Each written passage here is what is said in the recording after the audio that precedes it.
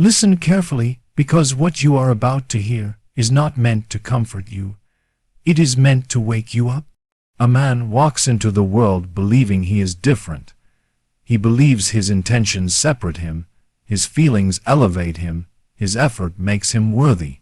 He thinks that if he desires deeply enough, if he shows enough interest, if he proves himself, he will stand out. But the brutal truth is this: desire, in its rawest form, does not recognize effort. It recognizes value. And most men unknowingly erase their own. This is the illusion that wanting something makes you valuable to it. The illusion that showing more interest increases your importance. The illusion that being available makes you desirable. But the world does not work this way. In the cold, calculated lens of reality, the kind of lens that Niccolo Machiavelli himself would admire, people are not judged by what they feel, but by what they represent. And most men represent the same thing: predictability. Think about it. The way they approach, the way they speak, the way they seek approval without realizing it. Their words may differ, their style may change, but the pattern remains identical. They try too hard. They reveal too much. They give away their attention as if it has no cost. And in doing so, they unknowingly declare something dangerous. I am replaceable. Because value is never self-proclaimed, it is perceived. And perception is shaped not by what you give, but by what you withhold. You see, the moment a man becomes too available, too eager, too predictable, he loses the one thing that creates intrigue. Uncertainty, mystery is power, scarcity is power, control is power. But most men trade all three for validation.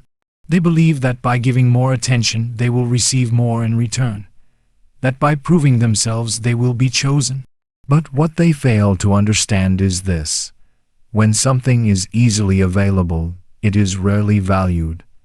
This is not cruelty. This is human nature, and those who observe men repeatedly, those who interact with them without emotional illusion, begin to see a pattern so clear, it becomes impossible to ignore. Different faces, same behavior; different voices, same neediness; different personalities, same outcome. And once a pattern is recognized, individuality disappears. You are no longer seen as a unique individual. You are categorized, filed away, reduced to a type. Just another man who wants something and is willing to lower himself to get it. This is where the illusion of desire becomes dangerous, because a man believes his desire gives him power when in reality it often exposes his weakness. The more he chases, the less he is valued. The more he seeks validation, the less he commands respect. The more he tries to stand out, the more he blends in, because he is playing a game he does not understand. A game where silence speaks louder than words, where restraint is more powerful than expression, where being desired is not about showing interest but about creating it. And here lies the uncomfortable truth most men will never accept. You are not competing based on who you are.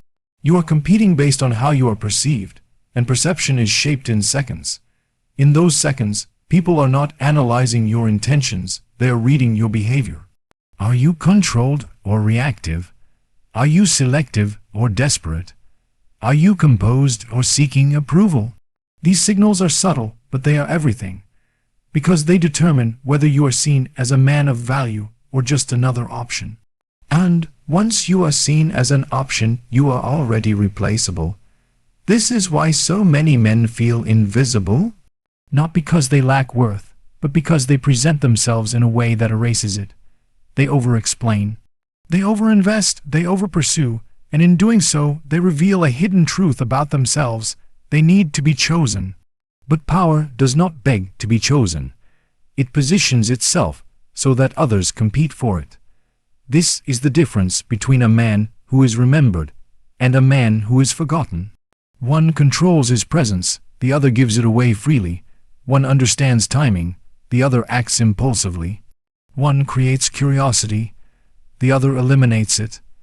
And when you eliminate curiosity, you eliminate desire. Because desire does not grow in certainty, it grows in tension, in space, in the unknown. So when a man reveals everything too quickly, when he makes his intentions obvious, when he removes all mystery, he removes the very thing that could have made him stand out.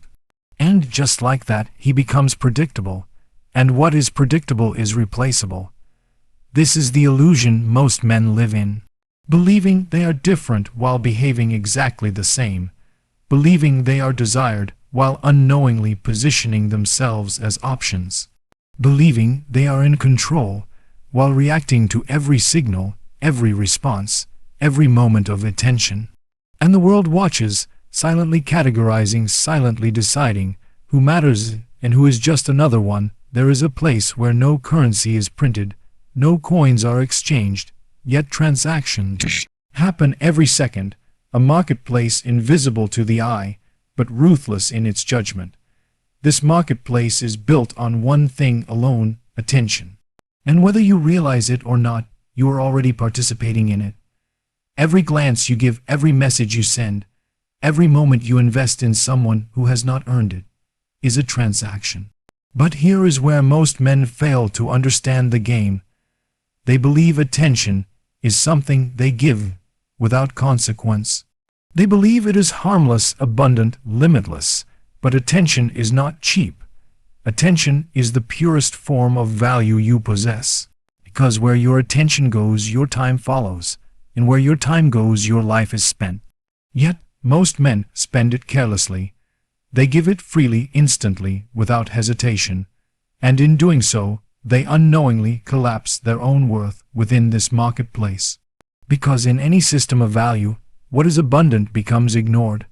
What is scarce becomes desired. This is not opinion.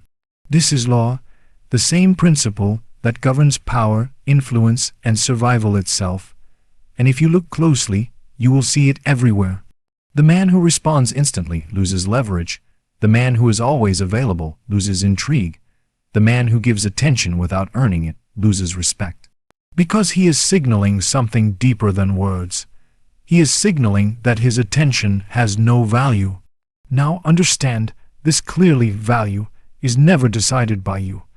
It is assigned by others based on your behavior. And behavior reveals everything. A man may claim he is confident, but if he chases relentlessly, seeks constant replies, and invests more than he receives, the marketplace does not hear his words. It observes his actions, and it assigns his value accordingly. Low, replaceable, forgettable. This is the brutal mathematics of attention. And it is a game. Most men are losing, without even knowing they are playing, because they confuse effort with worth. They believe that by giving more, they will receive more. But the marketplace does not reward generosity without boundaries. It exploits it because attention, when given without control, becomes predictable, and predictability destroys power. This is why the rare man, the one who understands this system, behaves differently. He does not rush. He does not overextend. He does not flood others with attention in hopes of being seen. He observes. He waits. He chooses where his attention goes with precision, because he understands something most men ignore. Attention is not just given. It is invested, and every investment must yield a return, not necessarily in validation, not necessarily in approval, but in value, in respect, in positioning. Because if your attention does not elevate your position, it diminishes it. This is why those who operate at the highest level of power often appear distant, not because they lack interest, but because they understand the weight of their presence. They understand that constant availability breeds familiarity, and familiarity erodes desire. So they control access. They create space. They allow curiosity to form. Because in the absence of constant attention, something powerful begins to grow: perception. People begin to wonder, to question, to assign value where there is uncertainty. And this is where the marketplace shifts. Because now, instead of you seeking attention, attention begins to seek you. But this transformation requires discipline. Because The instinct to chase, to respond instantly, to prove yourself, is deeply rooted in most men. It feels natural. It feels necessary. But what feels natural is often what destroys your position. You must understand in this marketplace, need is weakness. Control is power. And every action you take either increases your value or decreases it. There is no neutral ground. When you give attention too easily, you lower the barrier of access.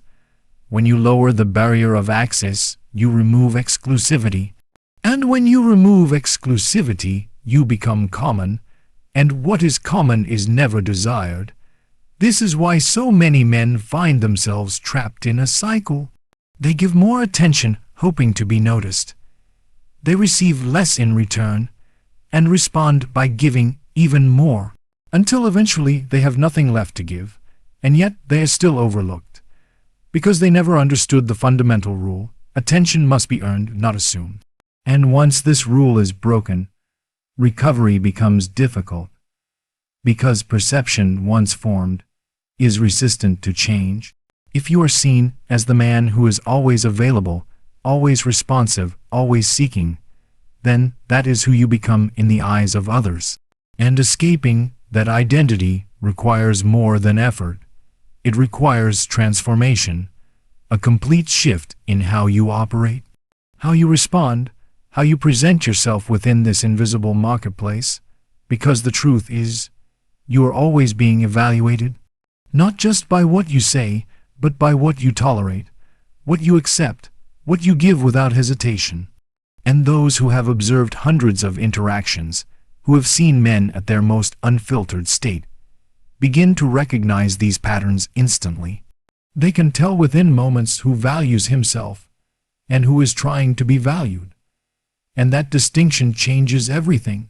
Because the man who values himself does not chase attention. He filters it.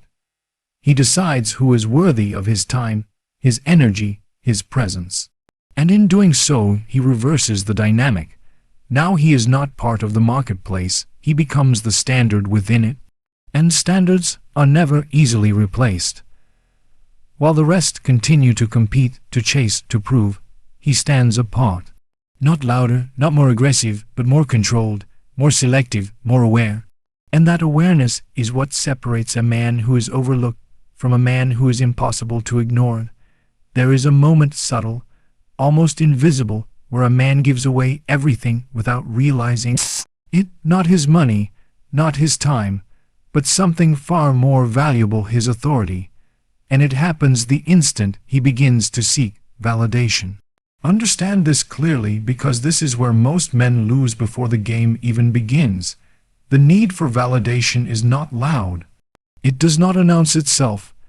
It hides behind politeness, behind effort, behind what appears to be genuine interest. But beneath it, there is a silent request being made: approve of me, choose me, see my worth. And the moment this request is felt, not heard but felt, the balance of power shifts. Because power does not ask to be recognized, it assumes it already is. This is the fatal mistake, the belief that worth must be proven instead of embodied. And in this mistake, a man unknowingly lowers himself, not through weakness of character, but through misunderstanding the nature of human perception. In the world observed by minds like Machiavelli, power is never about what you declare. It is about what you demonstrate without explanation. Yet most men explain too much. They justify their actions. They overcommunicate their intentions. They try to make their value visible instead of letting it be discovered. And in doing so, they reveal something dangerous. They are not certain of their own worth. Because certainty does not need reinforcement. Certainty does not chase approval. Certainty exists whether it is acknowledged or not. But a man seeking validation is constantly reacting. He watches for responses. He analyzes tone. He measures interest. And with every small signal, he adjusts himself, becoming less of who he is, and more of what he thinks will be accepted. This is how identity begins to erode. Not suddenly, but gradually, piece by piece, until what remains is not a man of presence, but a reflection of expectations. And reflections are easily replaced, because they have no foundation of their own. This is why seeking validation is so destructive. Not because approval is wrong, but because dependence on it is. When a man depends on validation, he becomes controlled by it. His mood rises and falls with attention. His confidence shifts with responses. His sense of self becomes external. And anything external can be taken away. This creates a silent desperation, a need to maintain approval, to avoid disapproval, to stay within the boundaries of what is accepted. And in that need, freedom is lost. Because now he is no longer acting from power. He is acting from fear, fear of rejection, fear of being ignored, fear of not being enough, and fear is always visible, even when it is hidden behind confidence, even when it is disguised as effort. Because people do not respond to words, they respond to energy, to behavior, to the unspoken signals that reveal intention. And the intention of a man seeking validation is always clear. He is trying to gain something. He is trying to be accepted. He is trying to secure a position that he does not believe he already holds. This is why he becomes predictable. Because his actions are no longer strategic. They are reactive. He responds quickly because he fears losing attention. He gives more because he fears not being enough. He explains himself because he fears being misunderstood. And in each of these actions he gives away power, because power lies in restraint, in patience, in the ability to remain composed without needing constant reassurance. This is what separates a man of presence from a man of approval. One operates from internal certainty, the other seeks external confirmation, and this difference is immediately felt. Those who observe many men who interact with them without illusion begin to recognize this instantly. They can sense when a man is grounded in himself, and when he is trying to be grounded through others. And once that distinction is made, his position is decided, because a man who seeks validation is seen as someone who can be controlled. His behavior can be influenced, his actions can be predicted, his attention can be manipulated, because he is not anchored in himself. He is anchored in reaction, and reaction is weakness. This does not mean a man must be cold. It does not mean he must be distant. It means he must be self-contained. His value must not fluctuate based on response. His presence must not depend on approval. His identity must remain intact regardless of outcome. Because the moment he stands firm in himself, something shifts. He no longer needs to prove. He no longer needs to convince. He no longer needs to chase. And in that absence of need, something rare emerges: authority. Not forced, not performed, but felt. It is in the way he speaks without over-explaining, in the way he moves without seeking attention, in the way he engages without losing himself. And this is what commands respect. Because respect is not given to those who ask for it. It is given to those who embody it, and embodiment requires independence from validation. This is the transformation most men resist. Because seeking validation feels safe. It feels active. It feels like progress. But in reality it is submission. Submission to perception. Submission to approval. Submission to the opinions of others. While true power requires the opposite. It requires detachment, not from people, but from the need to be approved by them. Because only then can a man act freely, without fear, without hesitation, without compromise. And when a man reaches that state, he is no longer trying to be chosen. He becomes the one who chooses. And that shift is what separates those who are overlooked from those who define the game itself.